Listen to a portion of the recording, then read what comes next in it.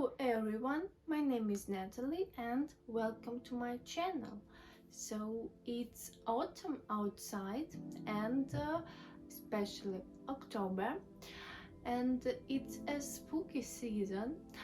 I think that some Halloween spirit is in the air, and I really like this month because of fallen leaves, the smell, the coziness, and you can um, take your favorite book, sit like you like, to cover yourself with blanket, to light a candle, and to read. And this is awesome. So I like this feeling of coziness, comfort, and I want to suggest you my top 10 books for October or autumn reading. It's not like the top from 1 to 10, it's just a list. So the first book of this list is Alice Smith Autumn. Here it is. So the plot. Daniel is century old. Elizabeth, born in 1984, has her eye on the future. The United Kingdom is in pieces, divided by a historic one-in-a-generation summer. Love is won, love is lost. Hope is hand in hand with hopelessness. The seasons roll around as ever.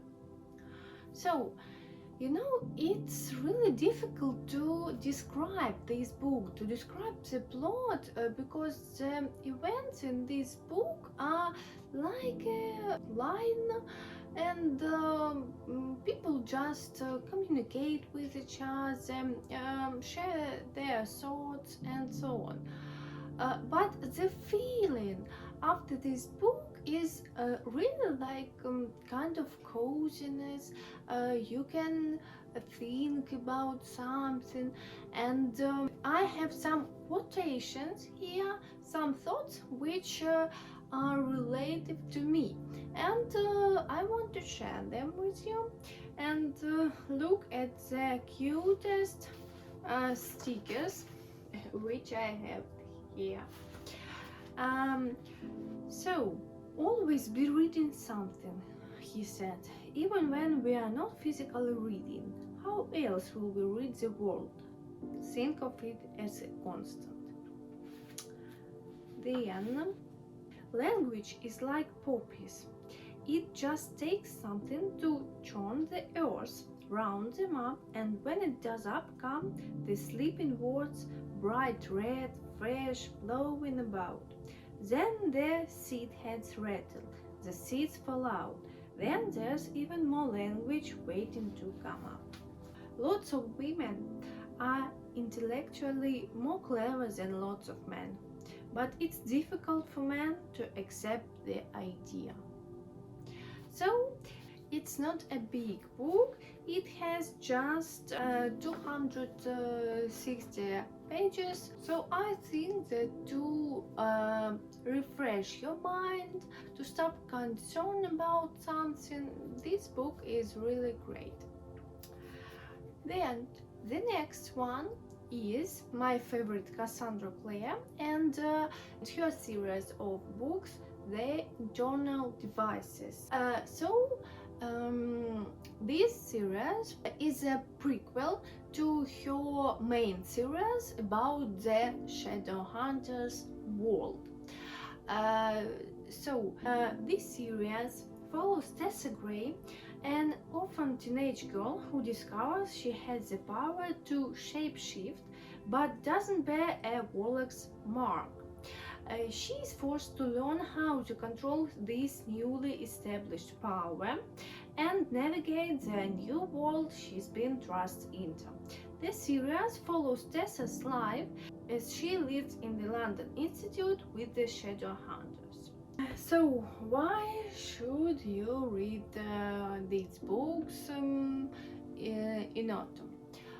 because in these books Cassandra Clare describes Victorian London. And I love books which describe Victorian London. And this the set of this series is really great. Cassandra Clare has a talent to describe the set, and you really empathize with heroes. And also there is a love triangle, and you don't know what will happen next, and it makes you nervous, like what is going on. And the atmosphere of dancing balls, dresses, costumes, describing of the city, like Victorian city, or all these bridges, streets, and so on. It's really like you just dive into it. You don't want to come to the surface. So the next book is Bernadette and Paris: The Breakdown. It's a thriller, and like spooky season, you want to tickle your nerves, and this book is really great for this. So Cass is having a hard time since the night he saw the car in the woods. On the windy rural road, in the middle of a downpour, with a woman sitting inside, the woman who was killed. She's been trying to put the crime out of her mind. What could she have done, really? It's a dangerous road to be on the middle of a storm. Her husband would be furious if he knew she'd broken her promise not to take that shortcut home. And she probably would only have been hurt herself if she'd stopped. But since then, she's been forgetting every little thing. Where she left the car, if she took her pills, the alarm code, why she ordered a pram when she doesn't have a baby. The only thing she can't forget is that woman, the woman she might have saved, and the terrible nagging guilt. Or the silent calls she's receiving, or the feeling that someone's watching her. So it's really interesting plot. It has many plot twists, and I adore books where author is playing with characters' minds. And it's really scary to be in such situation where you can't trust even your own memory. You don't know if it's true or not. Was it was such action or wasn't? And it's really scary and dreadful. And so the main character of this book, she's struggling with it. That's why I think that it's a great book for autumn scary spooky reading. So the next one is Susan Young, Girls with Sharp Sticks. It's a young adult book, but I think that it's really a good book, not only for teenagers but for adults also. So the girls of Innovations Academy are beautiful and well behaved. It says so on their report cards. Under the watchful gaze of their guardian, they receive a well-rounded education that promises to make them better.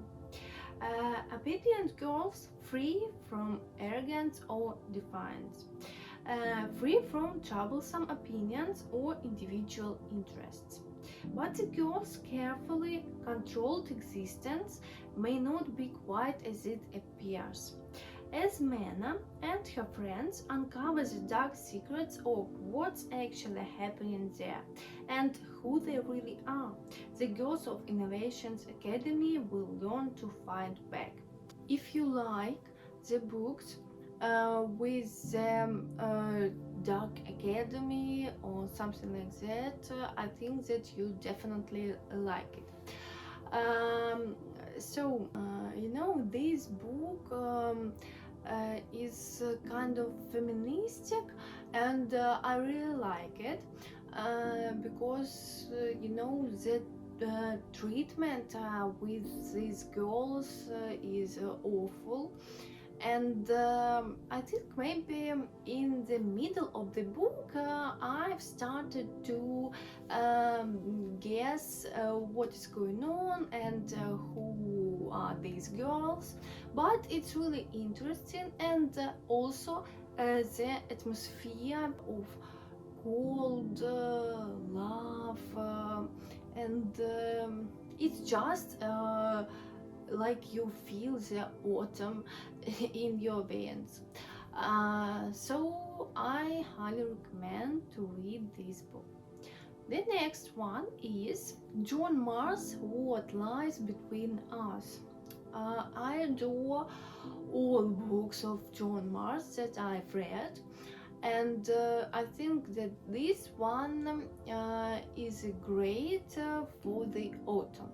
So the plot is, they say every house has its secrets, and the house that Maggie and Nina have shared for so long is no different, except that these secrets are not buried in the past.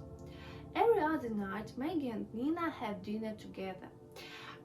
When they are finished, Nina helps Maggie back to her room in the attic and into the heavy chain that keeps her there, because Maggie has done things to Nina that can't even be forgiven, and now she's paying the price. But there are many things about the past that Nina doesn't know, and Maggie is going to keep it that way, even if it kills her. Because in this house, the truth is more dangerous than lies. So, can you imagine? Nina and Maggie are mother and daughter, and I can't imagine how such things can happen. And I hope that it's only a fiction and we don't have such thing in real life. But and this book is a good example about family relationships, about relationships between mother and daughter, and also it has some autumn vibe, like loneliness, thoughtful, to be a thoughtful person, and to rethink your past actions, to rethink your life. And by the way, it's a thriller, and I think that thrillers is the most genre that you can read in autumn. So I also highly recommend to read this book. The next one is Fredrik Backman. I love this author, and I couldn't choose between two books, so I can recommend you two. It's A Man Called Uwe and Brit Marie Was Here. I suppose that you've heard about these books, especially the first one about the man called Uwe. There are two films, and but so I can tell you the plot. So, the book about Uwe. A grumpy yet lovable man finds his solitary world turned on its head when a boisterous young family moves in next door. Meet Uwe. He's a curmudgeon, The kind of man who points at people he dislikes as if they were burglars caught outside his bedroom window. He has staunch principles, strict routines, and short fuse. People call him the bitter neighbor from hell. But must Uwe be bitter just because he doesn't walk around with a smile plastered to his face all the time? Behind the cranky exterior, there is a story and a sadness. So, when one November morning, a chatty young couple with two chatty young daughters move in next door and accidentally flatten Uber's mailbox, it's leading to a comical and heartwarming tale of unkept cats, unexpected friendship, and the ancient art of backing up a U-Haul. All of which will change one cranky old man and the local residents association to their very foundations. So, like I said, this heartwarming story, sad story, and comical story, and all of this in one pot. And also, it's a heartbreaking story because when I finished my reading, I cried, and it's really simultaneously sad and life and story and fun story. It also describes people's relationships and how some actions can affect on us, and sometimes we can't change or we can't influence on something. But it also has autumn vibe, like autumn and winter vibe, and it's really a warm story that I can recommend to read. And the other one, Brit Marie was here. Brit Marie Constant Mess. A disorganized cutlery drawer ranks high on her list of unforgivable sins. She is not one to judge others, no matter how ill-mannered, unkempt, or morally suspect they might be. It's just that sometimes people interpret her helpful suggestions as criticism, which is certainly not her intention. But hidden inside the socially awkward, fussy busybody is a woman who has more imagination, bigger dreams, and a warmer heart than anyone around her realizes. When Brit Marie walks out on her cheating husband and has to fend for herself in the miserable backwater town of Borg, which the kindest thing one can say is that it has a road going through it. She finds work as a caretaker of a soon-to-be demolished recreation center. The fastidious Brit Marie soon finds herself being drawn into the daily doings of her fellow citizens, and not assortment or miscreants, drunkards, layabouts. Most element of all, she's given the impossible task of leading the supremely untalented children's soccer team to victory. In this small town of misfits, can Brit Marie find a place where she truly belongs? So, this book is about finding yourself, that it can prove that you have opportunities, that you can do it, that you can do whatever you want. And it doesn't matter how old are you. Also, it can point to some mistakes that we have done in our life. It's also warm sometimes comical, sometimes sad book that I also recommend to read. And the next one is Daphne du Maurier, Rebecca. So the plot is ancient, beautiful Manderley between the rose garden and the sea is the country's showpiece. Rebecca made it so. Even a year after her death, Rebecca's influence still rules there. How can Maxime de Winter's shy new bride ever feel her place or escape her little shadow? A shadow that grows longer and darker as the brief summer fades, until, in a moment of climatic revelations, it threatens to eclipse Manderley and its inhabitants completely. So, it's a kind of gothic novel, and it's the best novel you can read in autumn, like the gothic atmosphere, and maybe there are ghosts, maybe there aren't ghosts, and but I have difficult relationships with this book. The whole book, the main heroine, I couldn't stand her. I couldn't stand her actions. I constantly asked myself, why is she so stupid? Why is she acting like that? Why is she not understand some things? And how can she be so naive?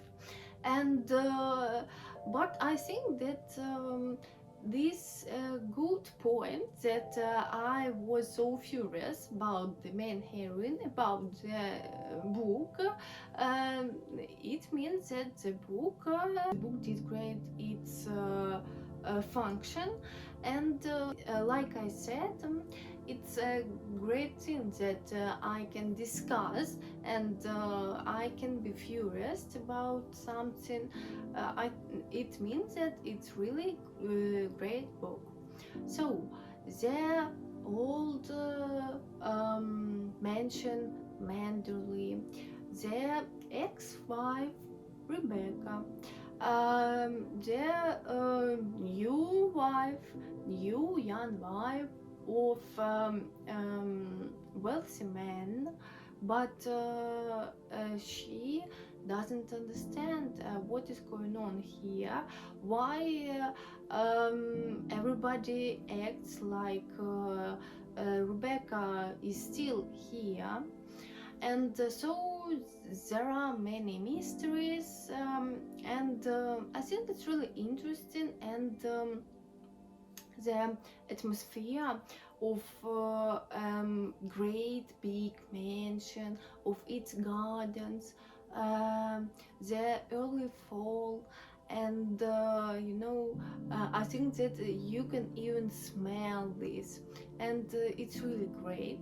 You deep down in the book, so I can recommend to read this book.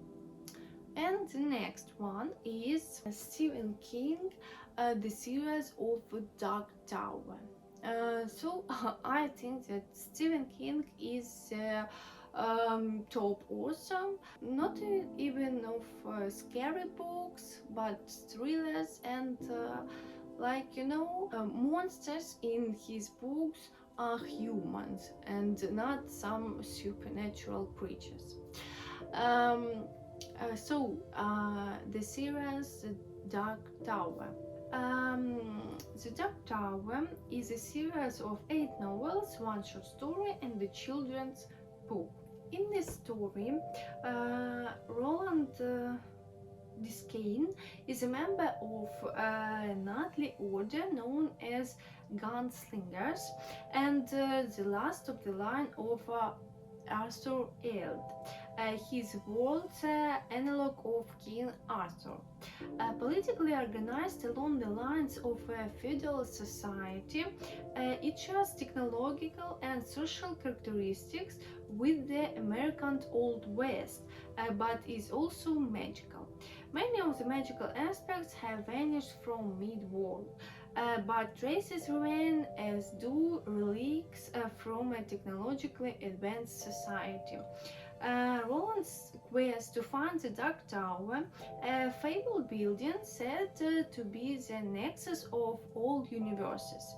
Roland's world is said to have moved on, and it appears to be becoming a pattern and the themes. Mighty nations have been torn apart by war, entire cities and regions vanish without a trace, and time does not flow in an orderly fashion. Sometimes even the sun rises in the north and sets in the east. As the series opens, Roland's motives, goals, and age are unclear, although later installments shed light on these mysteries. Roland has his friends, and so they are traveling to find this mystery Dark Tower. The first book of this series is the smallest book and I think the most dull book, but you need to force you to read it and then it will run smoothly. So I think it's the best series to read in autumn because there are many partings, thoughts, travelings, friends, and I think it's the best to open and to look at this world surrounded by candles, cozy blankets, fallen leaves, and so on. It's a great series that I highly recommend to read. The next one is Blake Crouch Recursion. Like I said, I also like Blake Crouch and his books, and Recursion is one of my favorite in his bibliography, and it also has some planes with memory, which I like. So that's what New York City cop Barry Sutton is learning as he investigates the devastating phenomenon the media has dubbed false memory syndrome, a mysterious affliction that drives its victims mad with memories of a life they never lived. That's what neuroscientist Helena Smith believes. It's why she dedicated her life to creating a technology that will let us preserve our most precious memories. If she succeeds, anyone will be able to re-experience a first kiss, the birth of a child, the final moment with a dying parent. As Barry searches for the truth, he comes face to face with an opponent more terrifying than any disease, a force that attacks not just our minds, but the very fabric of the past. And as its effects begin to unmake the world as we know it, only he and Helena, working together, will stand a chance as defeating it. But how can they make a stand when reality itself is shifting and crumbling all around them? At once a relentless page turner and an intricate science fiction puzzle box about time, identity, and memory. Recursion is a thriller as only Blake Crouch could imagine it. So, like I said, playing with memory, even playing with past, and it's really interesting. Detective, rainy New York City, investigation, and kind of noir. What do you need else? What else do you need to read in autumn? I think it's the best option. So I highly recommend. And the last one in this list is Archibald Cronin, Hatter's Castle. Cronin is one of my favorite authors, and it's his first novel. He was a doctor, but then he started to write. So, the plot. The book is in 3 sections, all of which relate to the life of the hatter, James Brodie, whose narcissism and cruelty gradually destroy his family and life. So the main characters are James Brodie, the head and tyrannical patriarch of the Brodie family, Mary Brodie, James' elder daughter, also one of the central characters, appearing throughout the first and last section of the novel. Matthew Brodie, James' only son and oldest child in the family, who also plays a significant role in the novel. Nancy Brodie, James' younger daughter and favorite, who remains one of the background characters until the end of the story. And Mrs. Brodie, James' fragile wife, who is never treated as anything more than a servant by her husband. And Grandma Brodie, James' mother, who lives with the Brodie family. James Brodie is a tyrant, narcissistic husband and father. He wants others to obey him, to do like he wants, to like he wants his son to be a soldier. He wants his daughter to marry that guy. He wants his daughter to be the best student, and he wants his wife to be like I said, the servant. During the whole book, he didn't notice that his family is falling apart because of him, and he was losing all of them. And you know, it's really tough book to read, and I wanted to kill this Brodie, James Brodie, because of his behavior, and I think that you will feel such emotions too. And it's also I think the best thing to read in autumn. So you also can rethink about your life. You can refresh your mind and to raise some feelings like angry, pity, and so on. So that's all for the list. I hope that you will read some of these books and you will like it. And maybe if you have already read some of these books, please share your opinion. Did you like it or not, and why? So, and that's all for today. Please subscribe to my channel, follow me on Instagram, and that's all. Goodbye.